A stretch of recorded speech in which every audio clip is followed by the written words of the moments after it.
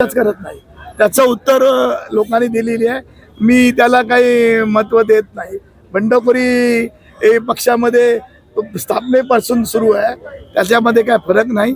पण मला वाटतं आज माझ्या खारेपाटाने आणि या तालुक्यातल्या आणि जिल्ह्यातल्या सगळ्या कार्यकर्त्यांचा प्रतिसाद दिला, हे त्यांना चोख उत्तर या ठिकाणी आहे असं मला वाटतं। भाई तुम्ही भाषणात बोललात लाडकी बहीण योजनाची फेल ठरली, लाडकी योजना ही फेल होणार होती, ती खोटी योजना आहे।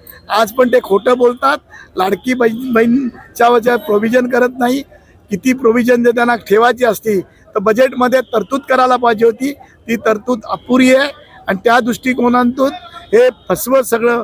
लाडकी बहीण नाही, कर्जमाफी पण केली नाही। कर्जमाफी आम्हाला दाखवली तुम्ही टीव्हीवर की पुढल्या निवडणुका झाल्याबरोबर शपथ घेतल्याबरोबर सर्व शेतकऱ्यांचं कर्ज माफ करू, ते पण त्यांनी केलेलं नाही। याचा जाब आम्ही रस्त्यावर येऊन आम्ही त्यांना विचारणार आहोत आणि मग रस्ते पण बंद करण्याचा आम्हाला जे सत्ताधारी आहेत त्यांच्यासाठी करावं लागेल असं मला वाटतं। एबीपी माझा, उघडा डोळे बघा नीट।